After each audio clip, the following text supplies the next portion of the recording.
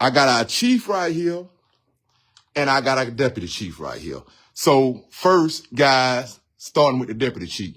Go ahead and introduce yourself to the people, man, and tell them who you are. Hey, good morning. How y'all doing? My name is Brinkley. I came here in 1995 to work at the Athens County Police Department.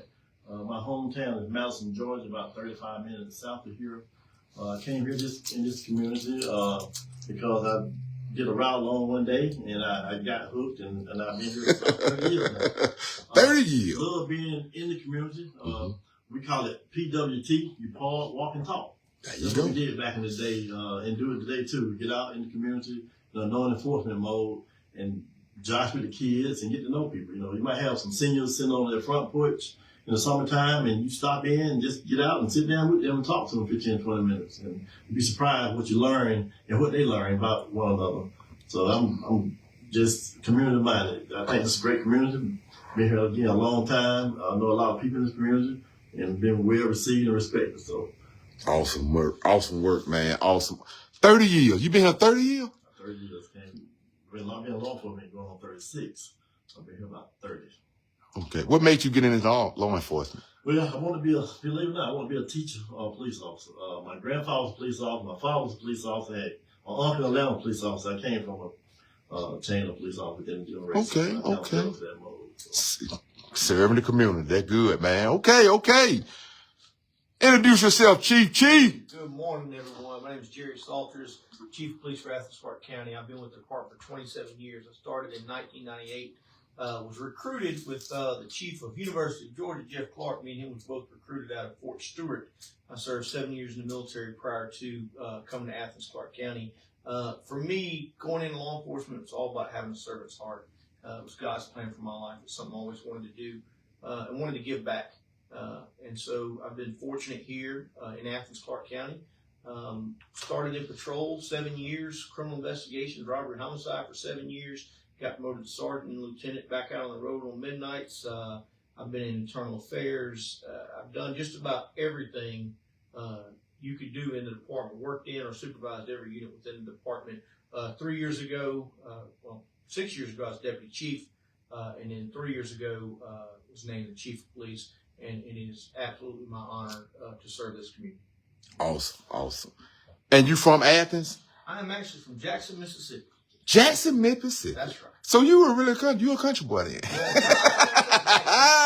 What I'd say is, I went to the military at 18. Prior to that, I was actually in a group home. And so when I got out and I was 18, I had nowhere to go. So I went in the military, and it was a blessing. And I'd always prayed, wanted to be in law enforcement. It was a ladder, really. And a few times got knocked down, just kept climbing. And fortunate to be where I'm at and blessed.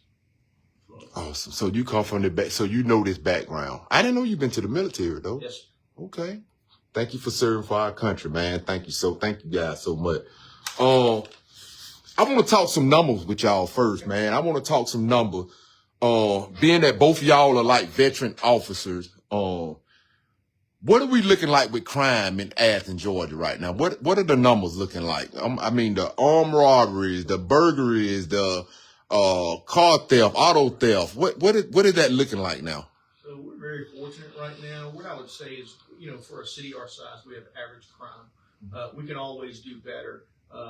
During the last 3 years, we've seen a reduction in crime. In 22, we had a 7.2% reduction overall in crime, and in 23, at 1.4%. Last year, in 2024, we had an 8.7% reduction in crime all over Athens. So what we're seeing is a reduction in crime in the community. Specifically this year, we're sitting at a 3.3% reduction from last year, coming off 8.7%. Persons crimes, our most violent crimes, armed robberies, aggravated assault, shootings, are down 12.2% from this time last year. Oh, wow. Property crimes, burglaries, internet auto, stolen vehicles down 4.9%. And Charles, what I tell you is one of the main, our number one priority is life. And we are fortunate, over the last 6-7 years, we've had a lot of gun violence in this community. Yeah, we have, man. And we are setting right now at 40% reduction in the amount of gun violence and shooting incidents in Athens, Clark County. That is a huge number. From what years is that? This is from last year. So we're 40% down from last year. And last year, we were a lot lower than the year before. So we've continued to see those numbers go down, and we're thankful for that. But let me caution this. While I say numbers are important and, it's good to show statistics, the fact is, if you're living in a neighborhood that you're seeing crime and you're seeing drugs and you're seeing overdose and your family's dealing with stuff, I'm not blind to that. We got a lot of work to do. But and it's not always numbers. You got to be careful with them numbers. And I do understand that people are still seeing crime and we still have to deal with it. Fortunately, we're fully staffed right now. That's good. How many officers? Is that 244 officers. That's fully staffed. Fully staffed. Okay, yes. okay. So doing well in that department. We're doing good retaining the folks, and we've got probably about 12 in training right now. It roughly takes about a year from the time we hire someone before they're out on the road. So for a full training for a new police officer that coming in, full training, how long does it take for them to get a full training and they can actually go on the street to work? It's about a year at least. The academy switched. State of Georgia historically had 409 hours to get your basic mandate. And the governor recently changed that and doubled the hours. So now it's at 800. So they're getting a lot of advanced training, but still to police in Athens is not good enough. So we bring them back here. We make sure all of our officers have CIT training, which is crisis intervention, dealing with mental health, how to recognize when someone's going through something, how to deal with different things. So they get additional training. And once they get through our new officer basic course, then they're going to go into a field training, right? Okay. Where they're going to different shifts and working, and they have to show proficiency. And if they don't, they get recycled. And sometimes if they're not policing the way we want them to here in Athens, then sometimes they don't make it through probationary status. And how long is the probation? So when they come on from training, they put on a probation period. You said, how long is their probation period? It's 1 year. 1 year. Yes. So if they error in that 1 year period, what is the next step for them if they error? So it depends on really, are they getting it? Are they able to perform? And can they do reports? And if they're not able to perform to our standard, then their training officer will be documenting, their daily activity of what's happening. And if so they supervise, they still supervise. Right. Okay. And then if we try again to try to put them through remedial training and that don't work, then sometimes we have to let them go. But roughly by the time we hire them before they get out on their own, it's a year plus sometimes. So with you two guys being chief, do that come to y'all or does it go through a chain of command? Like say if this new officer do an error on the street or whatever, and it calls for him being reprimanded, fired, or whatever it is, does that come all the way up to ladder to y'all, or is it step before it get to y'all? Because a lot of people ask me that, like, is it a chain of command before they go through, before the chief actually gets it? It's a chain of command. Most of it's probably started at a sergeant level, which is a lower level, and that sergeant supervisor, which is supervisor, will look at it, and if depends on how egregious it is, it'll keep going up and to reach our level, up to the police chief to see what type of recommendation. But that sergeant can't fire them, right? It would have to come from the chief desk, right? All terminations come through my office. Okay. Let me ask you this. Have it been an instance where an incident happened on the street and you felt the need to send the officer back through training or a different type of training or something like that? Yeah, absolutely. And so, let's start with this, Charles. We're people. That's right. The only thing, this vest, this gun, this badge, don't make us any bigger, faster, stronger, smarter than anybody else. Okay? That's right, bro. That's right. Our job is to enforce the law, and we're human. And when you have humans, you're going to make mistakes. Right. And so when we have officers make mistakes, depends on how egregious it is. I look at it like this. Is a mistake of the heart a mistake of the mind? Is a mistake of heart and you're malicious and treating folks bad, I've got nothing for you. You can't be here. Right. If it's a mistake of the mind that you're a good officer, you do things and you had a bad day or you made a mistake, then yes, we can send you through retraining and look at progressive discipline and things of that nature. If it comes to that, we really just kind of look at it and see, and a lot of times, and this because you've been here before, we've looked at this, sometimes you see a 10-second clip on Facebook and that's not everything that happens. Exactly. Yeah. And Mr. Hardy, I didn't know. I'm gonna tell you, I got to keep it real. I got a couple of calls with incident that happened in the community that concerns me and people's in the community. And I reached out to you guys. Y'all was able to bring me in and give me the full scope of it and let me see what actually transpired. I mean, yeah, we see a lot of stuff on social media. And I think because, and not just targeting Athens, but the way the world is now with the situation with police, period. I mean, it used to be like I was telling y'all earlier, back in the days, the police were the first people we trusted. Right. And now, because the world, not Athens, just the world in general done changed, the police are now somewhat similar as the last people we could trust.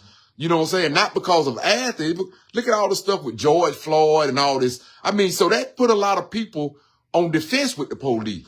But we got to understand that we are in a small county right now. The smallest county in Georgia. You know what I'm saying? If we all need to be together, and I just told y'all this too. We all need to be together as a family. We need to be able to trust y'all, and y'all need to be able to trust us.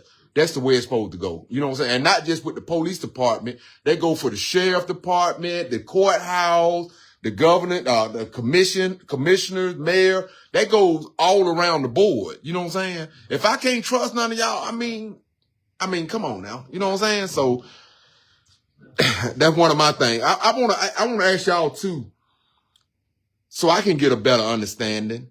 This crime center that y'all got coming. Sure. Tell me something about what's going on with this crime center thing. Sure. So real-time crime center is basically using tools and technology to help as a force multiplier, if you will, and it helps communities be safe. And you've seen, active shooters situations in some communities. You wonder how quick they got them or how they get them so quick. A lot of times it's through technology.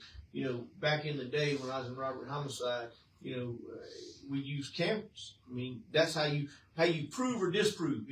If I interview somebody and say, no, I was here at this time, or no, we stopped here, and I can go back to that convenience store and look at their cameras, right? Mm-hmm. So what the real-time crime center does is kind of speeds that process up. It's the middle, if you will. So think about it this way. Someone calls 911, okay? Mm-hmm. You got to understand, last year alone, we received right at 125,000 calls for services. Oh, wow. And so when someone calls and they say, hey, this is happening, we need the police, and the dispatcher then types up the call, sends it to the dispatcher, who turns around and starts getting the information out to the officer. The officer's responding, and in your mind, you're thinking, all right, what's going on? What am I looking for? You're waiting for updates, come through the computer or the radio. It's a constant thing. With a real-time crime center, there's something in the middle. It's not a surveillance system. What it is we partner with people in the community, as well as using our cameras from downtown cameras. But let's say if Athens Gardens has cameras within their facility, mm-hmm. they can buy what you call a core system, which will tie into our cameras here. So if we get a call right now that there's something, major happening, a crime, then while as soon as dispatch the real-time crime center, the analyst can look at the cameras and say, okay, I see the guy, he's got a gun, he just went in this apartment, he's doing that. And so when the officers get there, it makes it safer for the officers, safer for the community, and it helps us to solve crimes quicker. And what we learned with a lot of times with these shootings, we had this huge increase, is it was retaliatory shootings, right? Mm-hmm. Somebody shoot up grandma's house, and it was back and forth, and we had all these shooting incidents. Now we're able to quickly find these folks, and sometimes for their own safety, get them into custody, so that we'll stop the retaliatory shooting and stop that violence. And stop any type of death that might happen or occur too. Yeah, right. I think that's good. It's not a surveillance system, and it's not we're sitting there just watching it. That don't happen. So y'all don't actually log on to this until a call comes in then. Right. That's how we're using it now. Once the real-time crime center is up and operational, mm-hmm. there will be analysts that will there, and it's a huge TV wall. So it's basically what's going on. All right, something's happening, boom, boom, boom. They can look. It could be something as simple as a crash at an intersection. And then we can look in that area and say, okay, traffic's really backed up. We need additional officers, or we need to block, we need to do something. Missing persons. We had a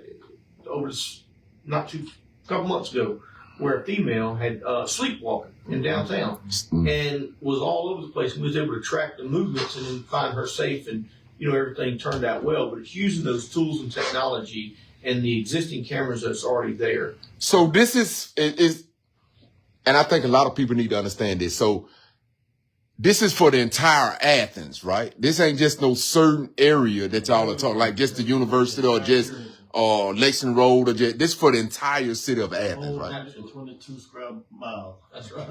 So do y'all think that this is gonna make Athens, this crime center, it's gonna make Athens safer? I think it's a tool that can help us. I'm hoping that it reduces crime, but I think what it will do mainly is help us to solve crimes quicker, give us better evidence in court. You know, again, like when I say when I was in robbery homicide many moons ago, I'd have to go out and spend time, you know, checking for cameras. But now it's going to be right there where you can have that information immediately and be able to solve those crimes.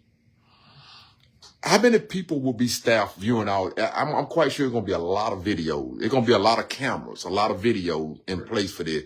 How many people? I'm quite sure it's going to take a good amount of staff to watch all these cameras, right? Well, we were approved. We're not looking at this is new for us, and so we're not looking at 24/7. It's going to be staffed during the critical hours when it's really needed. Okay. And so we're initially looking at 4 analysts, starting out level 1, level 2. And a supervisor to staff the center. And you would think that, if I heard it correctly, that people like, say, Athens Garden, Clark Garden, Pardo, Rock Spring, or whoever, they would have to be on board with letting y'all have access to them. Yeah, absolutely. Yeah. So what if, say, for instance, Pardo say, well, Columbia Brookside say, well, we don't want y'all to have access to our camera. Then we won't. Y'all can't just... No. Okay. No, they're private cameras. That's up to them. So yeah, that's completely up to them. And it's not only for crime too. We can have a hurricane. We can have an ice storm. You can have not today as hot as it is, but we can, you know, major things like that. You know, you can use as an EOC, an Emergency Operations Center, where you're bringing folks in. You know, we got some big football games this year. Yeah, we do. So we need to make sure we're monitoring things. Where's the traffic going? And how are we helping people to move safely in the community? And these videos and stuff that y'all obtain from watching those cameras can be used in court, right? That's correct. Okay. So it ain't nothing being done that can't be used in court. There's no hidden secrets. Okay. Okay. That's good, man. And speaking of crime, false arrest. Sure. I want to talk about false arrest. It's been instant, and we all know that. We all three of us know this, that some people's in Athens, and it's been happening more. It done kind of reduced down, but people get arrested falsely. I know it done been cases where I done seen myself where individuals done got arrested and the court shoot it down. The court throw it out for whatever case. What is the procedure with you guys when somebody get falsely arrested? Okay, Chief, your officer locked up John Doe last week.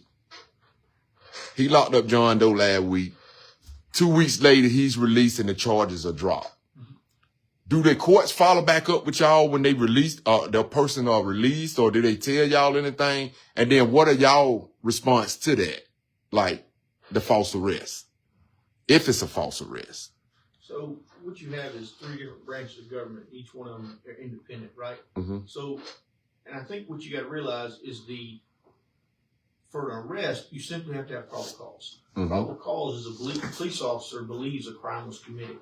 And what that means is a police officer could have some evidence, but not enough evidence, and the courts can look at it, and the burden of proof in the courts is beyond a reasonable doubt, right? And so they may drop the case. They don't always let us know that. They are a separate branch. The courts don't have to let y'all know. No, okay. And it's about checks and balances. They're checking to make sure we follow the law. What evidence do we have? What happened in that situation? Now, as far as false arrest, I think that does happen sometimes because we deal with, you know, people sometimes make things up and say things that ain't true. I can give you several scenarios and cases that I worked where someone accused somebody of something, and then all of a sudden, after further investigation, no, they didn't. And that person was just either trying to get them or, you know, mistaken identity or something like that. And when that happens, you know, I absolutely apologize. And when we make mistakes, we apologize. We are human. We had a case just a few weeks ago where, you know, an auto in progress was called, you know. In Athens. And you know, kind of find out the guy, it was his car. And he had done nothing wrong, but we have to respond. We responded to a felony in progress. Hold up, Chief. So somebody called you, well, called the police department and said that somebody was breaking in a car. Several cars. Several cars. That's right. And once y'all get over there and looked at it, it was his car. That's right. Did he get arrested? No. Okay. He was quite upset initially. But, you know, we took the time. We said, we're sorry. And we'll show you the evidence that this is what we had. And, you know, we always teach our officers, and they get training every year on bias based. But sometimes we have to deal with the community's bias. They see something, oh, this is something, you know, and just because they think it's suspicious don't mean it's against the law. And we're always careful about that and how we approach things. I don't think, well, you know, if somebody call, like, say for instance, I lock my keys in the house and it's, 10 o'clock at night. And I swear, I know I got downstairs window open. So I'm going to go through the downstairs window. And just so how my good neighbors see somebody going through my downstairs window. Sure. They don't know it's me, but they see somebody going in. So they call the police. Right. They call the police and say, hey, look, somebody's going to Mr. Hardy's house. Right. But by now I done got in, I took my shower, I'm laying down, and I got 5 police knocking at my door. And I go to I'm mad, first of all, cause what the police doing at my door? You know what I'm saying? But I go to the door. What's up, guys? What's going on? We need your ID, blah, blah, blah. So the guy probably was mad. Like, I'm getting in my car and somebody called the police on me. Sure. But I can understand y'all point because y'all don't know if it's his car or not. Right. All y'all know somebody from the community called y'all and said somebody breaking in cars. So I can understand. So y'all actually apologize for stuff like that. Absolutely. And we do make arrests for folks breaking into cars. Unfortunately, you do have people breaking into. Yeah, that happened. I'm quite sure that. With that, what you said, you know, that also get there. The person can produce an ID, and we can, you know, verify this is your house, this is your car. I mean, it's simple to apologize. Call did come in. 911 call came in. They gave a description of the person: red pants, gray shirt, whatever got on, and you matched the description. So look. You know, right now, too, and what we're seeing across the nation, these swatting calls. Swatting calls? Yeah, where they're basically calling and saying, you know, I'm being held by gunpoint and this is what's happening. And then officers are rushing there, and then it's just a family just sitting down for dinner or something. They're obviously upset. Yeah, We've had several of those. And I've had to talk with these families and say, look, we're really sorry. You know, but looking at the level of it, but we're also now aware that some of these things happen and how we approach and how we handle these situations are different. Let me say, Charles, when we mess up, we fess up. That's all I'm about to. When we mess up, we fess up. And that's a fair and for you to say that, that's a fair police department. I mean, because ain't nobody perfect. Nope. There ain't nobody perfect. Let us fix it and get it right. You know what I'm saying? So I commend y'all for that. A long way in law enforcement, man. Over the years I've been doing this job. And I'm not calling names. I can remember having a conversation with many young officers back in the day. My great granddad or my great grandfather did this, did that. And I told those officers, if you did today what your great grandfather did back then, you'd be in prison. And y'all from the community. I got two other things that I want to discuss with y'all. Then I'm gonna let y'all go. I know I said 30 minutes, so I'm gonna try to make it quick. One thing is, I'm quite sure y'all been seeing what's been going on around the nation or whatever, dealing with police. The one that you got groups that don't like the police and you got groups that like the police. I mean, so one of the narratives that's going around with police in general, I mean, like said the instant with the immigrant situation, a lot of groups are saying, let's defund our police department.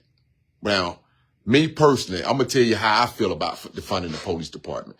I don't think nowhere on this earth, and I ain't going to cuss today, but nowhere on this earth that we should defund no police department.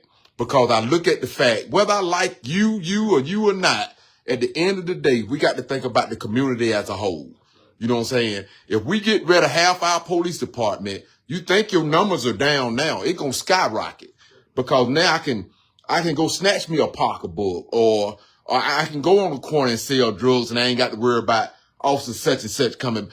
I mean, I can park in a handicapped spot so an old lady can't get out because there ain't that many police that enforce the law. Sure. Now, while somebody like me will be safe on the street, I don't care if it's police or not because I'm not scared of that. So I don't care if it's a whole bunch of y'all or just one of y'all. But what about our kids? What about our elderly people? What about those? So me personally, I would never ever encourage, and I said this years ago, if you remember, I would never ever encourage nobody to defund no police department. Because while you might not like the police, that police might be helping your grandmama or your toddler. I mean, so you got to think about it. Don't use your personal feelings for something and try to enact something. But how do y'all feel about when y'all hear that? Let's defund the police in Athens. Let's defund the police in Atlanta. Let's defund. What do y'all think about that? I think it's hurtful because, you look and everybody in this agency does not agree with what happened with George Floyd and other incidents that happened across the country. But that wasn't here. You hear all the time with a doctor doing surgery on the wrong leg. That wouldn't affect you going to your personal doctor here. Yeah, that's right. You trust him. Right. And so it's our job to build that trust with the community and build that bridge and build just not relationships, but meaningful relationships. And I'll tell you, Charles, we have amazing people in this agency, a very diverse agency that care about this community and are out there doing amazing work every single day. It's not seen, sometimes not heard of. Sometimes we just happen to find out that an officer took money out of his own pocket, worked a little extra job, just had a little extra money to put a basketball goal in Rolling Ridge. Yeah. And didn't want credit. I seen that. I said, that's amazing. Yeah. For the right reason. I mean, things like that happen all the time. The amount of care and compassion that our people have, I'm proud of them. Do we make mistakes? Yeah. But our job as a police department is to work with this community to ensure that we have a safe and people can move and enjoy Athens. And how do we build that relationship? How do we do better? It's daily, and it's very intentional on our end. I love it, man. And we work on accountability. Oh, yeah? We work on accountability. And the Chief and I talk about time. We hold each other accountable to include the community. We want the community to hold us accountable. We don't always get it right. So if somebody texted this last night, if somebody wanted to say I felt like your officer came to me and was disrespectful or whatever the situation is, what steps would I need to do so y'all can hold that officer accountable for disrespecting a citizen or whatever the situation is? What do that individual from society need to do? What steps would we need to take to get to y'all to figure out what we can do about it? Many steps. We receive complaints from anywhere, anonymous, however it is. So if someone calls in, they can speak directly to IA. They can speak with the officer supervisor on the shift. Every complaint is investigated. We review body cam, things of that nature to see what happened. And then sometimes it's just in the heat of the moment, it's a misunderstanding. And more times than not, Charles, you'd be surprised when we bring folks in, we sit down and talk to them, and they see the video and see how everything, it's the officer apologizing, I shouldn't have done that. And then the person said, well, I guess I was a little hot here too. I could have calmed down myself. So a lot of the complaints are worked out like that. But if there's an issue, we're going to address it. And we make sure that we provide follow-up on that, kind of where it's at. And we're transparent. We got an online portal. Some people don't want to come in. They can go online. So they can actually go online and file a complaint. How long does it take for them to hear something back on a complaint? Pretty quick. Yeah, as soon as we get it, we're responding. Letting everybody know we got your complaint and here's the process, and you should hear from us when you get a phone call. Are there a lot of complaints being filed? On the average, I know it's going to be an average number, but is it over average or under average? Under average. Yeah, again, 125,000 calls for service, hundreds of thousands of contacts, and then we have 10, 20, 30 complaints. Again, that's like 0.1% of our contacts in the community will receive complaints. I noticed that, last thing, and I'm going to let y'all go. I noticed that you guys, the Athens Clarke County Police Department and the Sheriff Department have partnered up, and y'all have started hitting these neighborhood hard. And I commend y'all for that. So tell us what's going on with that. What is that process? What are y'all doing? And I said it earlier about officers communicating more with the community, right? Sure. I mean, cause once that person when grandma on the porch, no officer such and such, it's a whole lot easier instead of saying, baby got the street, heck on the police. I mean, they'll be more approachable. So what y'all got going on with the Sheriff Department and the Police Department? Yeah, so I think we're both. Let me say this: Sheriff Williams is doing an amazing job. Yeah, he's good people. Out in the community and doing things, and we want to partner with him. Of course, he worked for PD, so he knows the amount. If you just give me just a second here, I got to put these eyes on. Okay. I'm going to list out just a few things. We have our Shot with a Cop, National Night Out, Heroes and Helpers, Community Police Academy, Trunk or Treat, Egg Scramble Extravaganza, Faith in Blue events, Summer Youth Jam, Coffee with Cop, Touch a Truck, Camp Visits. I mean, we are being very MLK Day of Service, National Day Prayer. I could just keep going on. Y'all do all that stuff? Oh man, I got a list. So what is Shot with a Cop? What is that? What is Shot that? with a Cop. So we have a police foundation, and we get money for them, a little over $10,000 every year, and then we go to the schools and the SROs in the schools and pick kids that's not going to have a Christmas, and then we bring them together, and then officers pair up with the families, go out. We make sure we take care of 5 families and a bunch of kids, and we take them shopping. And You take the kids shopping? Oh yeah, about 250 piece last year. $200. Yeah. Per kid? Yeah. And they get to pick what they want out of that $250? Oh yeah. Okay. We've been doing that for years now, and but more importantly, here's the thing: the police department, sheriff's department are both law enforcement agencies in this community that work together. We have a job, we're busy. They have a job, they're busy. But anytime we can get together and get out in communities and shoulder to shoulder is a positive thing. And so my commitment and Sheriff's commitment is that we are working together. We have a lot of programs. They got a lot of programs. How can we work together to be out there together and kind of really showing people what we're doing and how we're doing it? And that, I'm going to tell y'all, and y'all probably don't know this part because y'all ain't out there like I am out there, but that shows the community a whole different light with the police department. When you got 2 different agencies, and I said this before, when you got 2 different agencies partnering together to get out in the community and help our youth and help our older people. I mean, y'all is literally stood out in the sun. I know one of them I was at when y'all stood out in the sun and passed out popsicles and talked to the kids and stuff. So, and I think y'all got like 6,000 views on that video, and peoples are watching that. When they can see both of y'all come together like that, it's like, that's a positive message. I'm going to tell you, this probably will never happen in my lifetime, but I'm going to say this. My next dream is to see Republicans and Democrats come together.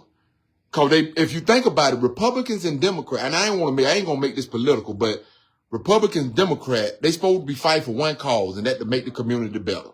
I don't understand why every year, or every other year, every 6 months, not just in Athens, but around the world, it's just so they split up, they divided. But if you think about it, they all fight for one cause to make the community better. So how can we, it's like the sheriff department and the police department, y'all represent the law.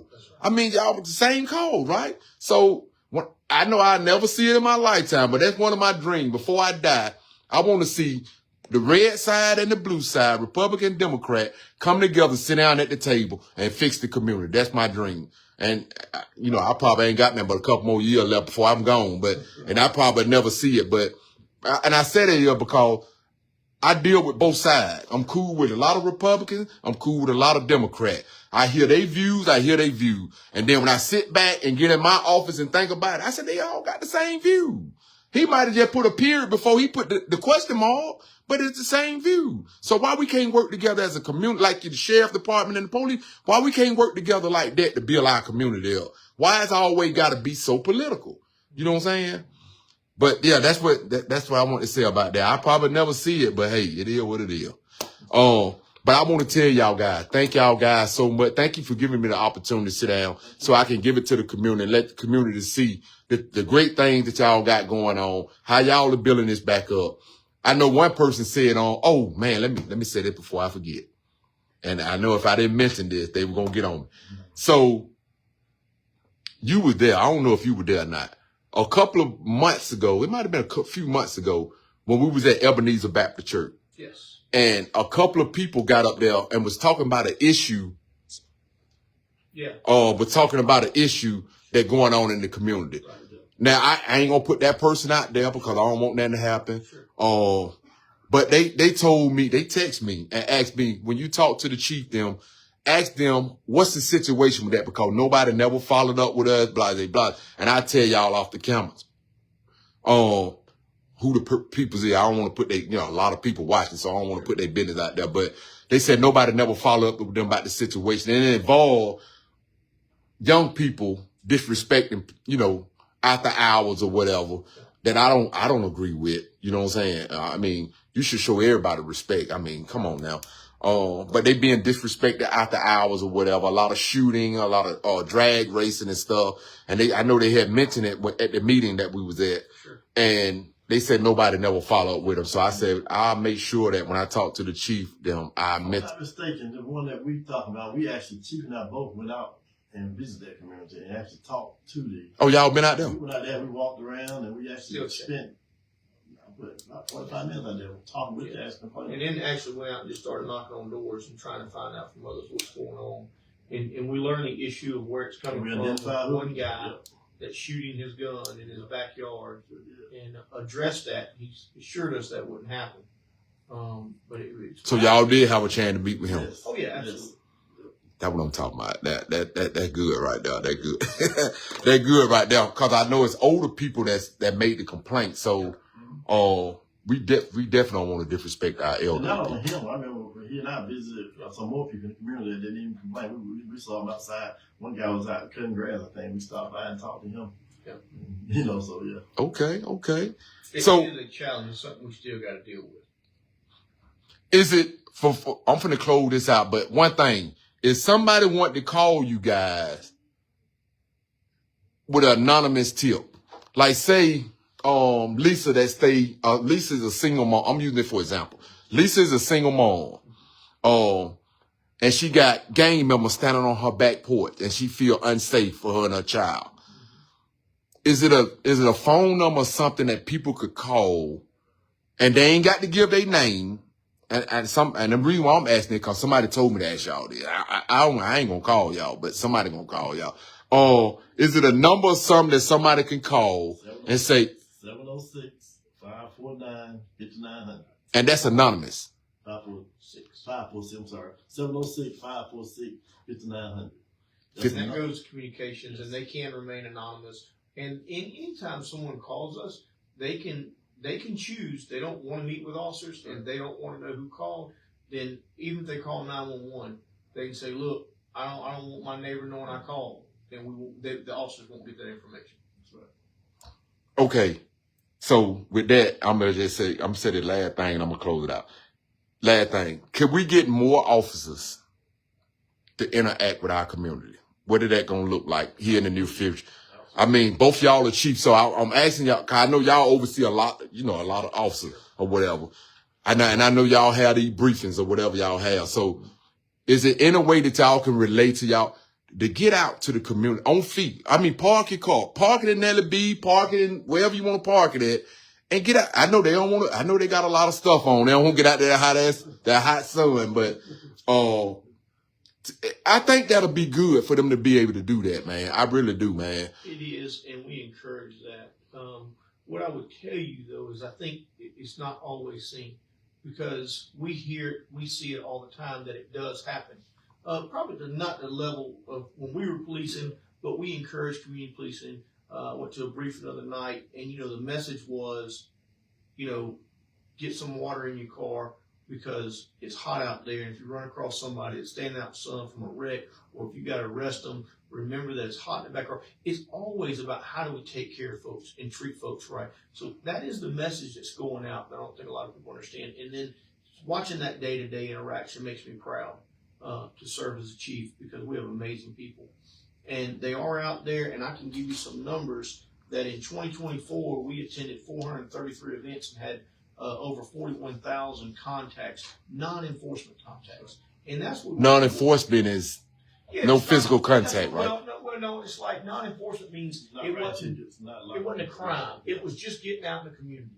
It was just stopping and talking to somebody. We do it all the time. Yeah. I know y'all bet. I know y'all. We do the funeral homes. Yeah. We do it all the time. We got also carry stuffed animals in their cars. So if they do get out with a traffic crash and you have a child involved, they can get that child and stuff down on the traffic. Oh, yeah. Make them feel better. I would have never thought that. We're also very intentional to say, hey, clear the calendar. Let's take an hour. Let's go out to a barbershop. Let's go out in the community. Let's just go walk an area. Frank said this week we need to go to the funeral home. I said, as long as I'm standing up, I'll go. I know that, right? Hey, man. Once again, man, I want, and I tell people this all the time, man. I want to thank y'all and I know that y'all put y'all life at risk every day. I mean, every day, bro. I mean, every day that you come to work, you ain't even got to be at work. People can just know you're a police officer, have animosity with you or whatever. So I just want to say, man, I appreciate everything that you guys do, man. I mean, yeah, it might be some bad apples somewhere, but I have never met an organization, a business or what that didn't have a problem. I mean, that's just life.